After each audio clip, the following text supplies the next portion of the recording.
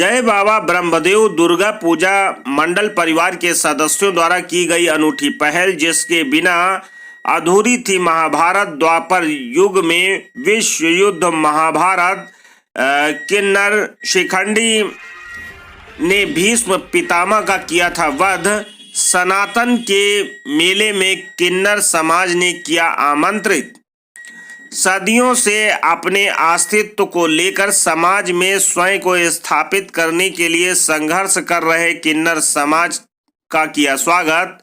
मामला बाराबंकी जनपद के मजरे भिखरा पूरे दरियाओं का पूर्वा का है, जहां जय बाबा ब्रह्मदेव दुर्गा पूजा मंडल परिवार के सदस्यों द्वारा आयोजित रामलीला में किन्नर समाज के लोगों को बुलाकर किया गया सम्मानित।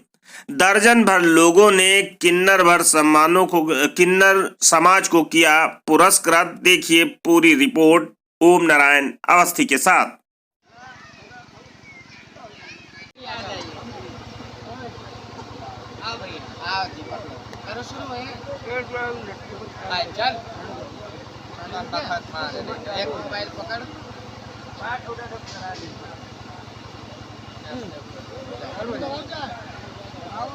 भैया पकड़ो, हाथ लगाओ।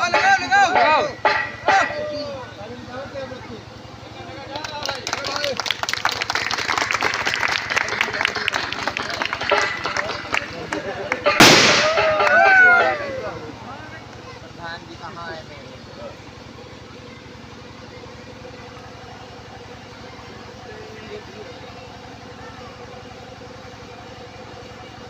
अच्छा रखे मेरे प्रधान जी को, भगवान करे अच्छे लगे। मेरा प्यार भरा राम राम नमस्ते, जय माता दी। लोगों के मन में बहुत सारी भावनाएं रहती हैं, खास करके कुछ पुरानी और कुछ नई पीढ़ी में। पुराने लोग ये कहते कि भैया हम तो इन्हें जानते नहीं। जो जवान पीढ़ी है वो ये कहते हैं हम इन्हें मानते नहीं। जानना भी सबको पड़ेगा और मानना भी पड़ेगा, क्योंकि हमारे बिना तो महाभारत भी अधूरी रही थी। जब तक शिखंडी नहीं था तब तक महाभारत। नमस्कार, आप देख रहे हैं स्पेस इंडिया लाइव न्यूज। मैं हूं ओम नारायण अवस्थी और मैं आज मौजूद हूं हैदरगढ़ के भिखरा गांव में। एक दरियाओं का पुरवा का गांव है, वहां पर आज मेला लगा हुआ है। और यहाँ पर यहाँ के जो संगठन है, क्या नाम है भैया संगठन का? जय बाबा ब्रह्मदेव नव दुर्गा पूजा मंडल परिवार भिखरा आज एक अनूठी परंपरा को निर्वहन करते हुए यहाँ पर किन्नर समाज, जो कि अपने अस्तित्व के लिए वर्षों से संघर्ष कर रहा था और आज भी कर रहा है, और आज भी वो समाज में आने के लिए, लोगों के बीच में आने के लिए और अपने अस्तित्व को समझाने के लिए संघर्ष कर रहे हैं। उन लोगों से यहाँ पर आज उद्घाटन कराया गया, फीता काट करके मेले का उद्घाटन किया गया। सनातन धर्म का मेला है, यहाँ पर रामलीला का आयोजन किया गया है। ग्रामीण भारी संख्या में यहाँ पर इकट्ठा है। चलिए इस संबंध में हम बात करते हैं आयोजक से। जी क्या नाम है आपका? ज्ञानेंद्र सिंह। ये जो अभी आपने जो यहाँ पर उद्घाटन कराया, किन्नर समाज को आपने यहाँ पर आमंत्रित किया और आमंत्रित करा के ये उद्घाटन आपने कराया, क्या संदेश देना चाहते हैं समाज को? हम ये चाहते हैं कि जो ये ट्रांसजेंडर सोसाइटी है, ये भी तो हमारे समाज का हिस्सा है। जी बिल्कुल। और इस समाज को समझना तो है ही है, लेकिन 70% हम युवा हैं। अगर हम नहीं समझेंगे तो हम आने वाली जनरेशन को क्या समझा पाएंगे? बिल्कुल, यही संदेशा इस कार्यक्रम के माध्यम से हम सभी को देना चाहते हैं। जी चलिए बात करते हैं। जी क्या नाम है आपका? जी मेरा नाम है दामिनी कुंडल, मैं हूँ हैदरगढ़ से। सभी को राम राम नमस्ते, जय श्री राम, है ना जी। तो ये हमारे जो दाता हैं हमें बुलाया है ना जी, ये फीता कटवाने के लिए। तो इसीलिए हम कहते हैं 70% तो लोग हमें समझते हैं, जो है बचे 30% वो लोग नहीं समझते। उनके लिए भी हम यही हाथ जोड़ के प्रार्थना करते कि हमें समझा जाए, हमें अपनाया जाए। हम भी किसी के माँ की कोख से जन्म लिया है ना, कोई ऊपर से धरती फाड़ के या ऊपर से नहीं टपके हैं। तो इन्होंने मुझे बुलाया, बहुत बहुत इन भैया का मेरा कैसा लग रहा है सनातन के इस मेले में, रामलीला में? बहुत प्यारा लग रहा, बहुत ही प्यारा लग रहा। मेरे प्रधान जी आए हुए हैं भिखरा के, जो हमारे दाता हैं, हमारे पेट को रोटी देते हैं। इनके सबके बच्चे जीते रहें, बस यही हमारा कहना है। बाकी अंजलि जी बोलेंगे। आप देख सकते हैं कि दुआएं मिलती हैं, दुआएं ही मिलती है। जैसे कि अभी हमने बात की दामिनी जी से, दामिनी जी ने भी आमंत्रित होने पर यहाँ पर इनके अंदर एक जो खुशी की जो लहर है वो देखने को आपको मिल रही है। आप चलिए बात करते हैं, क्या नाम है आपका? और अंजलि जी कब किसने बुलाया, कब आपको आमंत्रण मिला यहाँ का? हमें 1 महीने पहले इस चीज़ का, इस प्रोग्राम का आमंत्रण मिल गया। कैसा लग रहा है आज यहाँ पर आने पे? आमंत्रण हमें जिस दिन मिला था, हमें सबसे ज़्यादा उस दिन खुशी हुई कि लोग हमें इस काबिल समझ रहे हैं। लोगों की जो मानसिक दृष्टि जो है, मानसिक सोच जो है वो हमारे लिए बदल रही है। हमें बहुत खुशी हुई और उससे ज़्यादा खुशी हमें आज हुई है जब हमारा वेलकम किया गया है। सिर्फ इसी प्रेम के लिए, इसी भाव के लिए हम घूमते हैं। ये गिफ्ट वगैरह सब यहीं से मिला जी आपको? बिल्कुल, गिफ्ट मिले हैं, हमें फ्लावर्स दिए हैं, हमारा वेलकम किया है, हमसे रिबन कटवाया गया है और इतनी सारी जो चीज़ें दिखाई गई हैं, हमें जो जितना सम्मान दिया गया है, इन सभी महानुभावों के लिए हम जितना कुछ कहें उतना थोड़ा है। और बस इतना ही कि सबको शत शत नमन है जो इतना हमारे लिए सोच रहे हैं, इतना हमारे लिए कर रहे हैं। लोगों की सोच बदल रही है, मानसिक सोच लोगों की धीरे धीरे बदलती जा रही है। लोग, युवा पीढ़ी है वो हमें समझ रही है, लोग हमें समझ रहे हैं, बुजुर्ग हमें समझ रही हैं, माताएं बहनें समझ रही हैं, बच्चे समझ रहे हैं।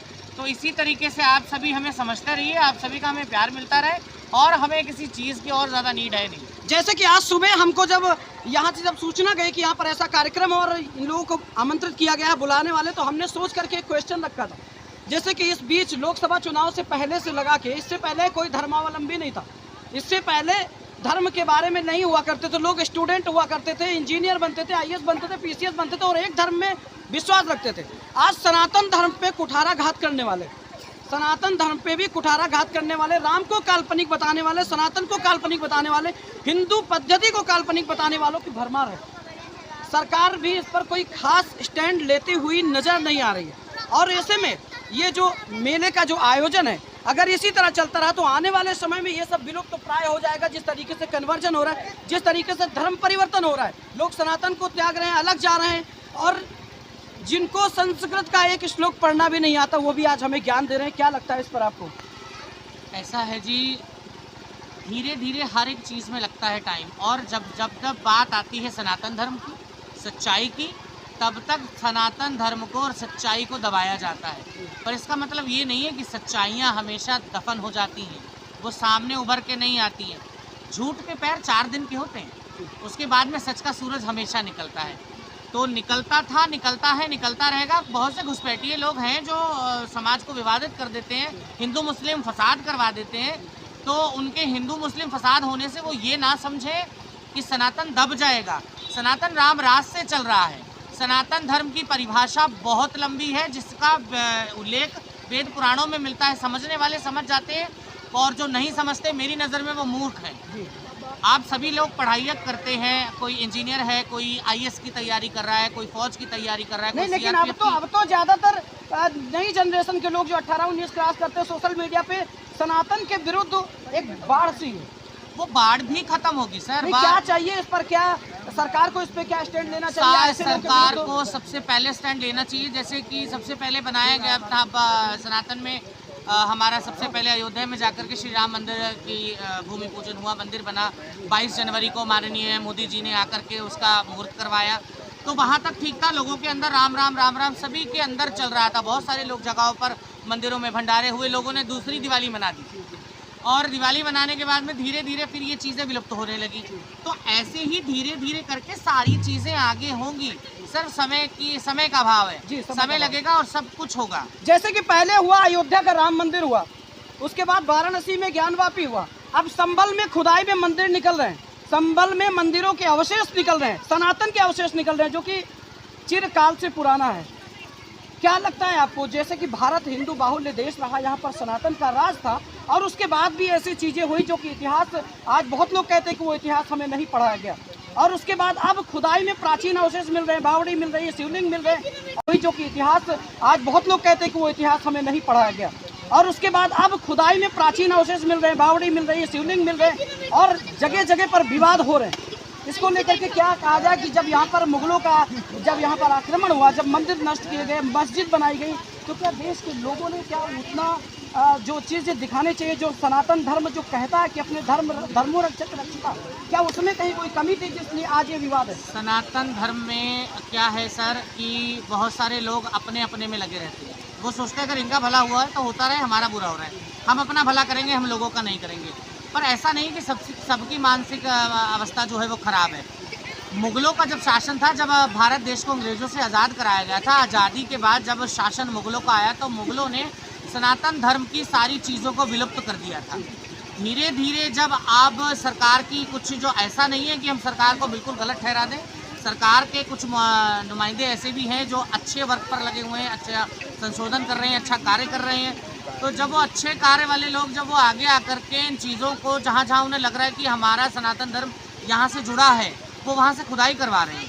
खुदाई करवाने के बाद में सनातन धर्म के अवशेष मिल रहे हैं, मूर्तियाँ मिल रही हैं, शिवलिंग मिल रहे हैं, मंदिरों में जाने के रास्ते मिल रहे हैं, मूर्तियाँ तोड़ी गई हैं, दीवारों पर नक्काशियाँ तक हैं हिंदू सनातन धर्म की, जिनको मुग़लों ने दबा दिया गया।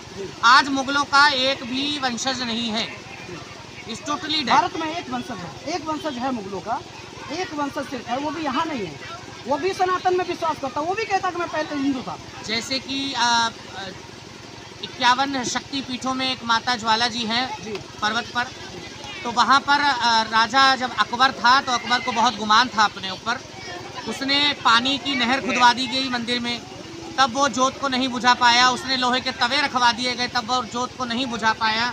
जब वो समझ गया कि भैया हम यहाँ कुछ नहीं कर सकते, ये अलौकिक शक्ति है, तब अकबर ने भी, वो भी मुस्लिम था, उसने भी नतमस्तक होकर के माता को सोने का छत्र चढ़ाया, जो माता ने स्वीकार नहीं किया, क्योंकि उसके अंदर घमंड की अहम की बू रह गई थी।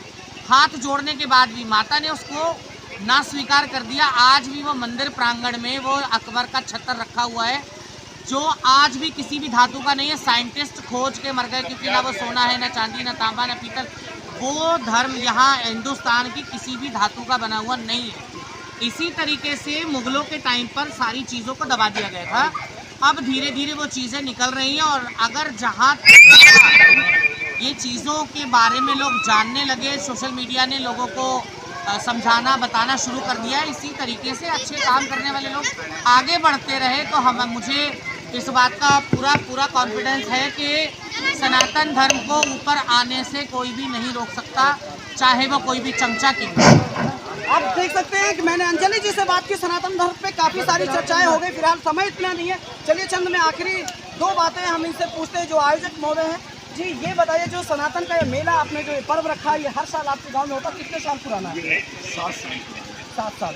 आप ही लोगों ने इसको गठित किया? जी ये दुर्गा पूजा में दुर्गा पूजा की प्रतिमा रखी जाती है, जो प्रतिष्ठा होता है, जो के मंगलवार को कार्यक्रम होता है, भंडारे जो है वार्षिक मेला जो लगेगा, साल के पहले शनिवार को हम लगाते हैं। डेट नहीं निश्चित, दिन निश्चित हमारा, साल के पहले शनिवार को भव्य मेले का आयोजन किया जाता है, जो इसी तरह के विभिन्न सामाजिक कार्यकर्ताओं के द्वारा इसका उद्घाटन करा जाता है। तो देख रहे थे ये खबरें आपको इंडिया लाइव न्यूज़ पर, नारायण उसके साथ हमारे साथ जुड़े रहिए, और ऐसे ही सनातन की रक्षा के लिए, सनातन के हित के लिए इस वीडियो के माध्यम से, इस वीडियो में भी आप सभी लोग कमेंट करके अपनी अपनी राय बताएं, और देखते रहें इंडिया। नमस्कार।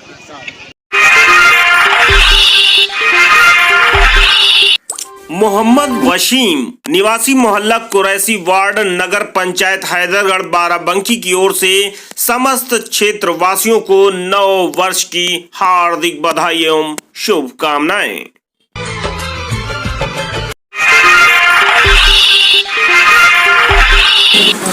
पप्पू भाई flower and decoration, block gate Gosaiganj Lucknow की ओर से समस्त क्षेत्र वासियों को नव वर्ष की हार्दिक शुभकामनाएं।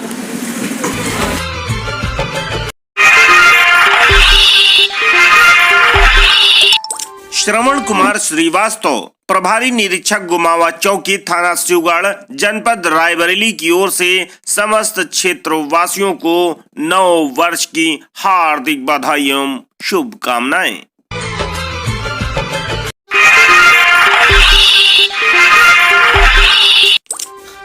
Advocate Mahendra Tiwari, advocate Anjani Pande, advocate Pankaj Tripathi, advocate Aditya Tripathi, advocate Suraj Awasthi civil court Raebareli की ओर से समस्त क्षेत्रवासियों को नव वर्ष 2025 की हार्दिक बधाई एवं शुभकामनाएं।